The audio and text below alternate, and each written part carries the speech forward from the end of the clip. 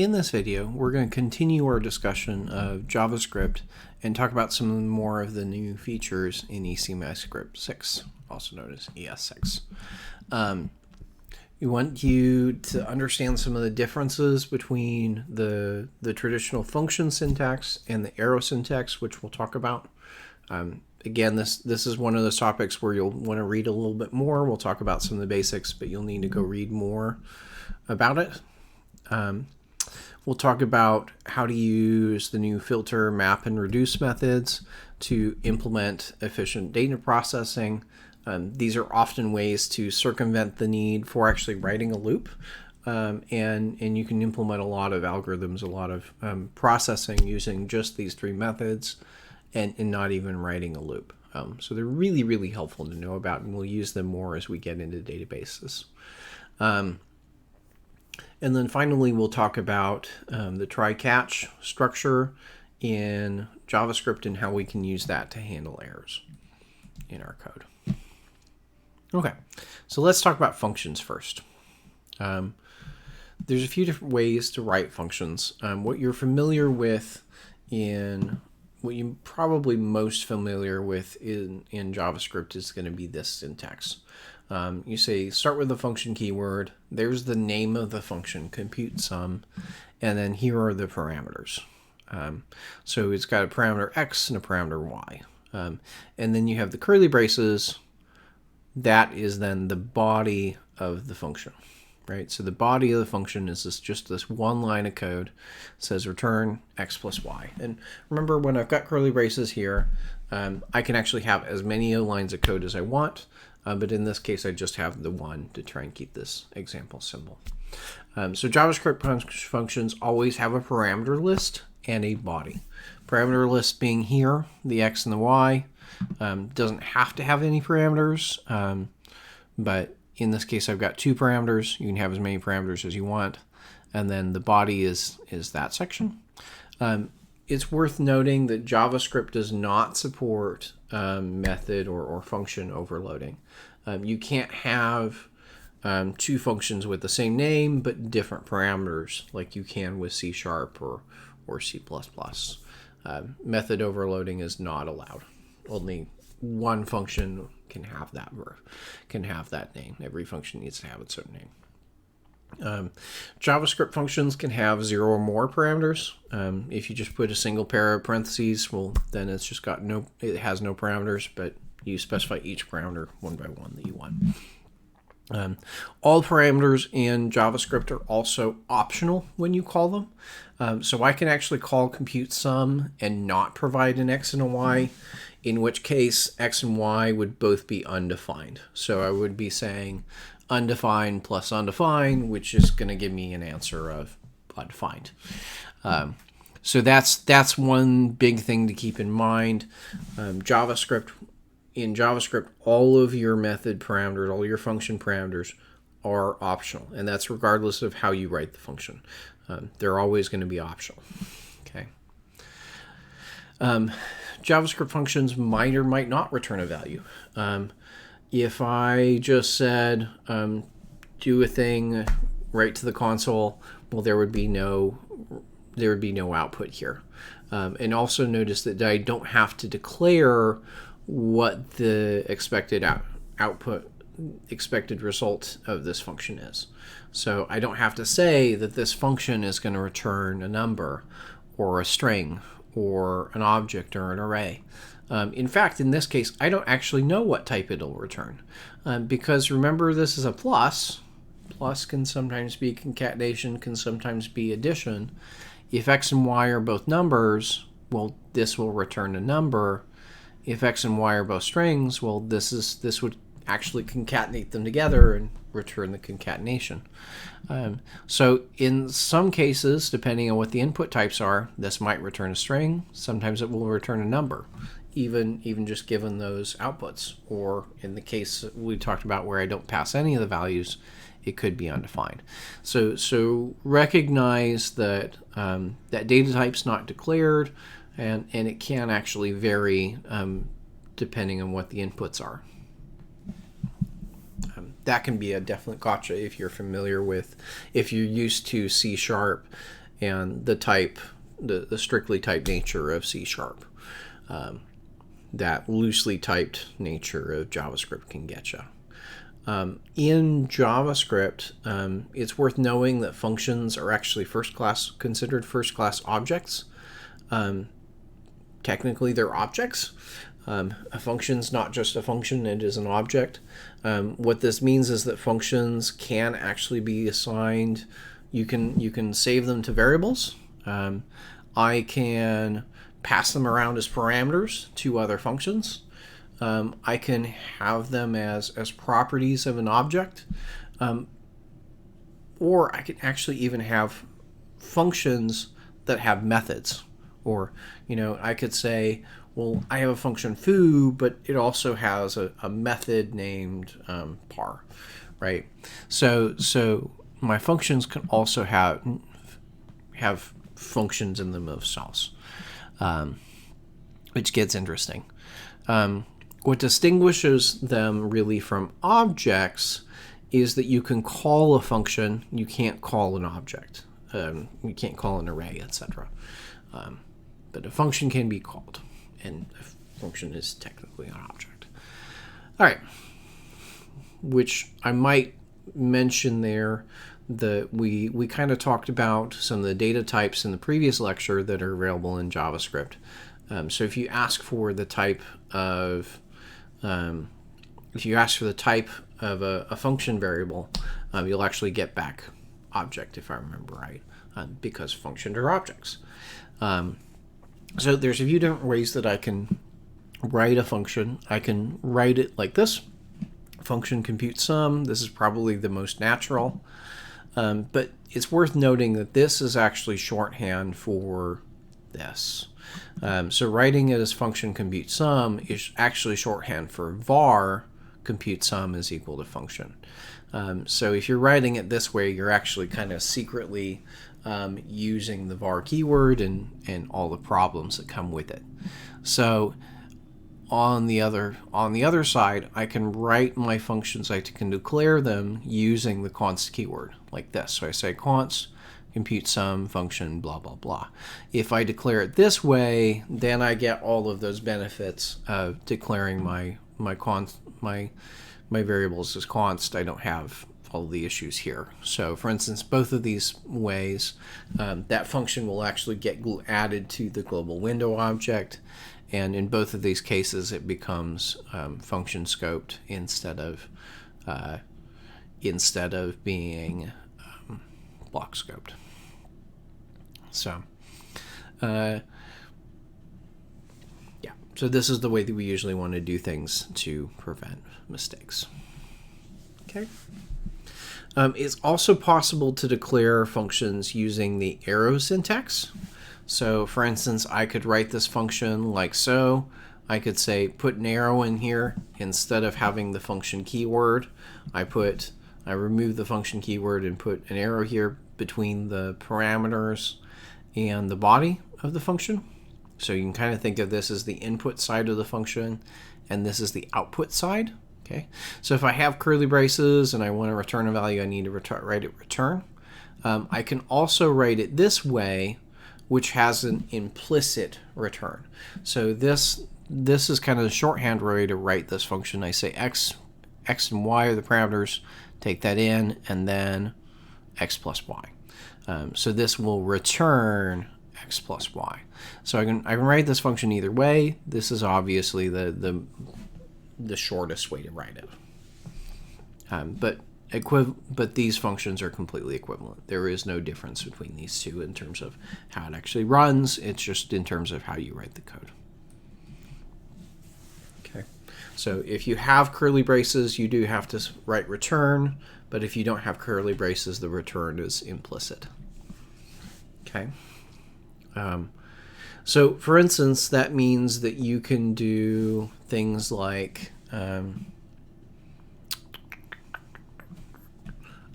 that's what I need to talk about. So one thing to know about arrow functions that are different than your regular functions that you declare with the function keyword, they don't bind this. They don't bind the this variable. So for instance, if I'm working with jQuery, remember I might write a handler and say function get the event and respond to the click event, and then say this dot hide the button that you clicked on, right? So this refers to the control that triggered the event in this case. But when you're using arrow functions, that this keyword is not bound. So what that means is if I try to take this and just turn it into an arrow syntax, just turn it into an arrow function, what I'm going to get is that this is undefined. This will not be what I expect it to be. It won't. This will, in this case, this does not point to the control that you interacted with. So if I'm writing handlers with jQuery event handlers with the arrow syntax, I can't use this. What I can do though is on the event object, there is a property called target, and target is the control that triggered the event. So while this doesn't work, this does. So I can say when you click on the button, get the event object, and then EVT target, hide that. So this does work, this doesn't work. And this actually worked, this third version here, this does work regardless if I use the function syntax or the arrow syntax, because it doesn't rely on this binding. Event.target's always there. Okay. So we talked about how to write functions and some of the things that you need to know about functions in JavaScript. Next, we're going to talk about some interesting functions that have been added in ES6, namely filter, map, and reduce, which will make real easy to do some data processing on arrays, in fact, without using loops. So why might we want to do things with, the first question is why might we want to do things without loops? Well, there's a few different disadvantages actually when we're working with loops. First of all is that there's a lot of ways to make mistakes when you're writing loops. And a lot of those mistakes are really, really hard to spot. Generally speaking, the slowest parts of our applications are where we have loops. So those are also places where we really, really want to make the code faster, and places where we want to make sure that we're streamlining things. And a lot of times when we're writing our code with loops, we're going to find that we do unnecessary work as far as processing the arrays. Well, a lot of things happen, including like, hey, I need to make a copy of this array and put it over here. So a lot of things can happen where I make copies of an array where I don't necessarily need to make a copy of it, or I could be more efficient if I would structure my loops in a different way. So there's a lot of places where loops can be optimized. But the other thing is that we end up actually, a lot of times when we're writing loops, we end up repeating a lot of code. We end up writing the same code multiple times because, as it turns out, most operations or algorithms, a lot of things that we do with data, can be boiled down to a very small set of reusable tools. So if we use these encapsulated bits of logic that solve a lot of our problems, then we don't have to rewrite it, keep reinventing the wheel, keep getting all those things right every time we need to use them.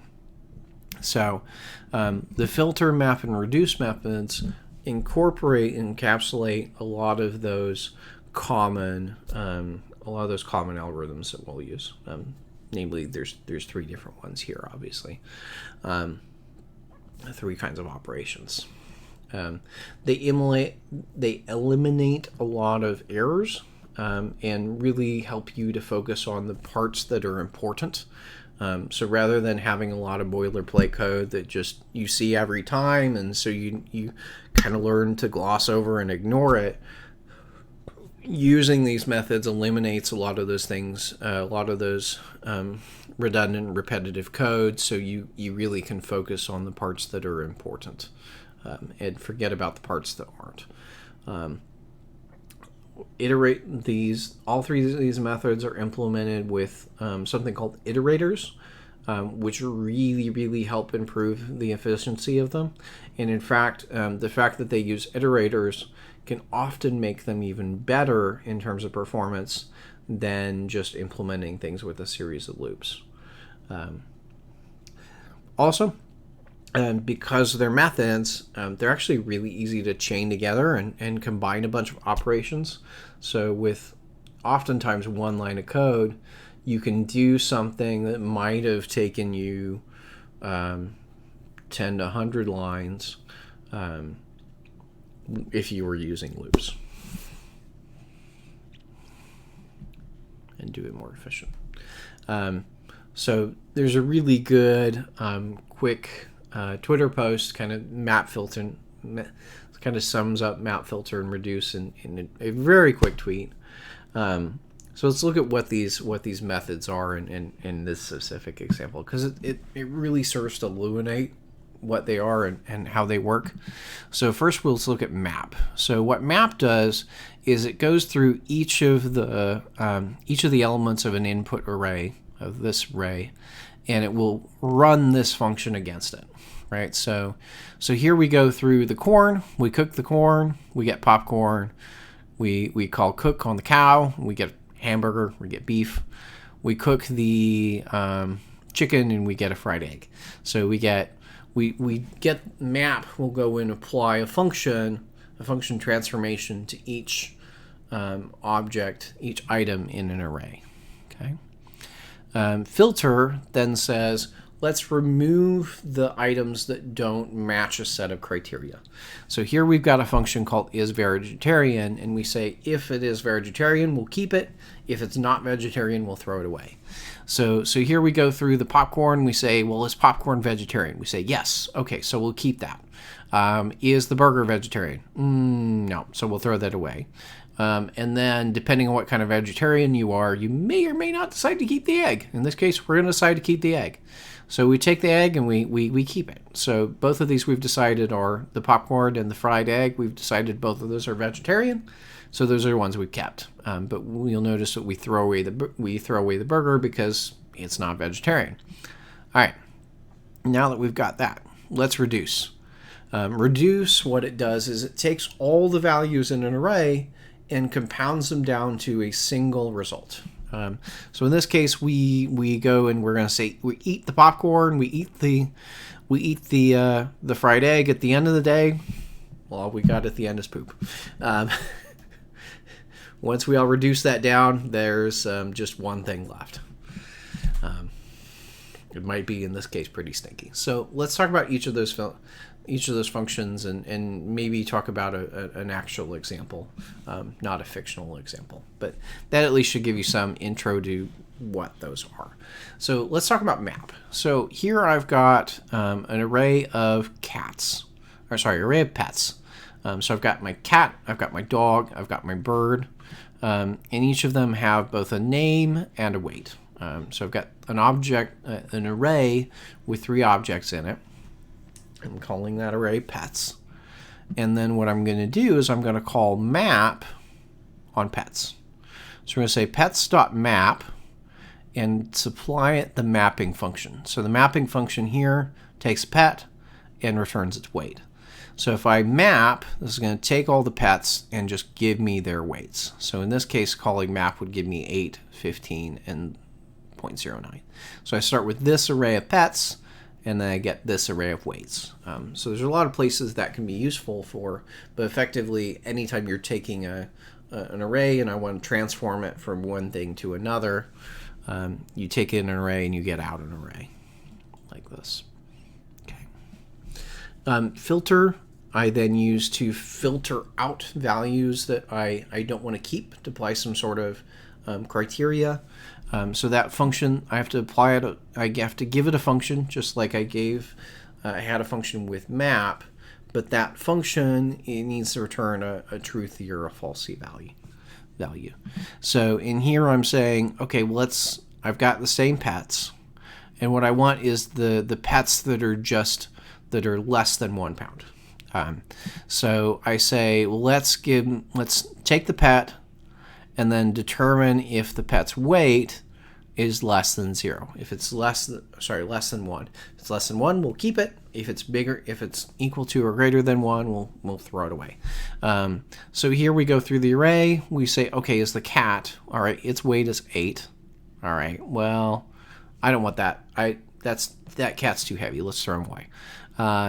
What about the dog? Its weight is 15.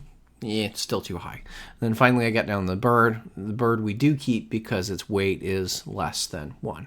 I could easily, as you can see, kind of change this number. So if I want to say, well, it's less than 9, well, then I would get both the cat and the bird. Or if I said it needs to be greater than 7, I would get the cat and the dog. So it allows me to provide filtering criteria for the data that I want to keep or not keep. So in this case, I get back an array. Remember, so both map and filter always give me an array back, but this array only has one element in that because only one passed the filter. Okay. And then finally, the reduce method. The reduce method takes an array, and the goal is to collapse it or reduce it down to a single value. To calculate that output value, it's going to run a reducer function on each element sequentially, but it also needs an initial value to know what to start the accumulator at. So here I'm going to say, well, let's find the sum of all the weights of the pets. So here I'm going to give it a function, but this function, rather than just taking a pet, actually needs to take two things now. It takes the result variable, which is the accumulator, which is what we'll be adding things to. So we've got the result, and then we've got the pet variable.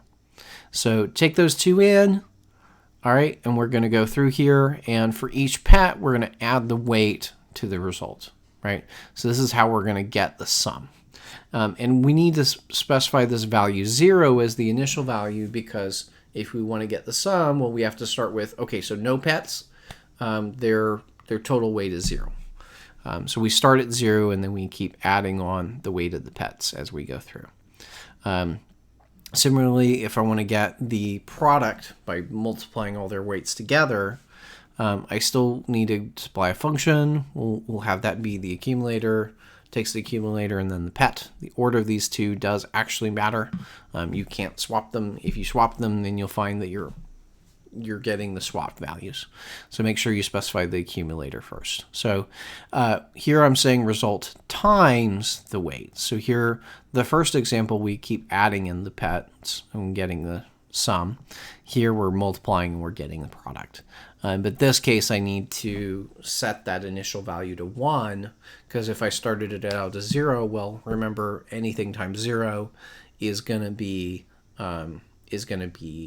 0. So if I think about how this works with the sum, I start with 0, I add 8, and then I add 15, then I add 9, versus if I do the product, I start with 1 times 8 times 15 times 0.09. So I need the initial value that you need to start with really changes depending on how you're reducing it. And that's kind of important to make sure that you select the correct initial value. Okay, so let's look at some more examples with reduce, because reduce is actually really, really flexible in the sense there's a lot of different ways to reduce down to your final answer. So in this case, again, we're starting with those same lists of pets, but in this case, I want to get the heaviest pet. Okay, I want to get the heaviest pet. So in this case, that will end up being the dog at a weight of 15, which we can understand and figure out. But let's look at how this works. So again, remember reduce first needs a function that takes an accumulator and an item. So that's our reducer. And then the second argument to reduce is the initial value. So in this case, we're starting with an empty object. Okay, that's what this curly brace this pair of curly braces is that initial value. So the first time we come through, we're going to say, we're looking at the cat with a weight of 8. And we're going to say, first of all, the result. Remember, this result starts as empty, this empty object. Okay, so we would say, if the result has a weight, well, it doesn't right now. If it has a weight and that weight is greater than the pet weight, then we'll keep the result. But in this case, result.weight is falsy. There is no weight property on here. So we'll go down here, we'll return pet. So now the result becomes the cat, right? So this is now cat. So next time we call this function, we'll have cat with a weight of 8. So we'll go in here and say, well, okay, does the cat have a weight? Yes, it does have a weight. And then is that weight of 8, is that greater than the weight of the dog? Okay, well, no, the 8 is not greater than 15. So we'll go down here, and now the dog becomes the heaviest pet. Okay, so or becomes the result. So there we've got the dog. Come in this again and do it with the bird. So does the dog have a weight? Yep, dog has a weight. Does the dog have a weight that's greater than the weight of the bird? Nope. So we keep that same result. So in the end, we go into this pathway and we keep the dog. So this gives us a way to kind of find the heaviest pet, but you'll notice that we kind of did this without writing a loop. It kind of wrote the loop for us. Other examples that we might do, and this is starting to kind of combine some of these tools together. Let's say I want to go through the array of pets and get all of their all the first letters of their names. So remember, we've got cat, dog, and bird. So their first letter is C, D, and B. That's what I'm going to want to end up with. And the way I get there is I start first. Let's take the pets. Let's do a map. And we're going to say map the pet. So pet goes to pet.name 0. So name is the name of the pet, and then 0 would be referring to the first character in the name. So here we've got just stripping off the first character of their name. And then I'm going to call reduce to put those back together into a string. So I start, the initial value is going to be empty string. So we go through here, we start with empty string, we add the first letter, which is going to be C, and then we add D, dog to that, D, and then bird. So using map and reduce together like this, we can chain them and do a sequence of operations. Or for instance, let's say maybe I want to find the total weight of the birds in the array. Maybe there's more, in this case there's only one bird, but maybe there's more than one. So I might say pets.filter, and this is kind of the common structure that you'll see when we start putting all three of these together. You're saying filter, well, I only want the pets with the name of bird. All right, so I'm only getting the pets with the name of bird. I want their weights, so I'm going to say filter down to just birds, grab the weight of all the birds, and then reduce that. So we're going to do that sum, where we say start at 0 and keep adding the weights until you've got the total. So this would give us the total weight of all the birds in the array. So you'll notice that these are chained together. So I do pets.filter.map.reduce. If I was going to write this same thing with loops, it could get pretty messy, to be honest. Yes, you can write it with one loop if you're careful about it. But if you're not careful about it, you might find yourself writing 3 loops, right? It will go ahead and, because it's using iterators, effectively it's going to kind of combine all 3 of these operations into one loop. All right, so finally let's talk a little bit about error handling. No matter how good, just to read the quote here, no matter how great we are at programming, sometimes our scripts will have errors. They may occur because of our mistakes. They might be because of unexpected user input or an erroneous server response, something from the server that we didn't expect or that shouldn't have come from the server, or from a thousand other reasons. There's a lot of things that can cause a problem or an exception in your code.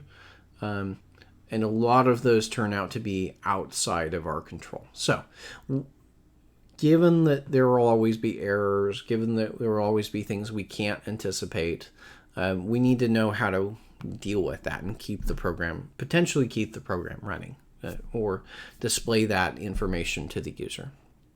So normally a script stops or dies immediately whenever there's an error.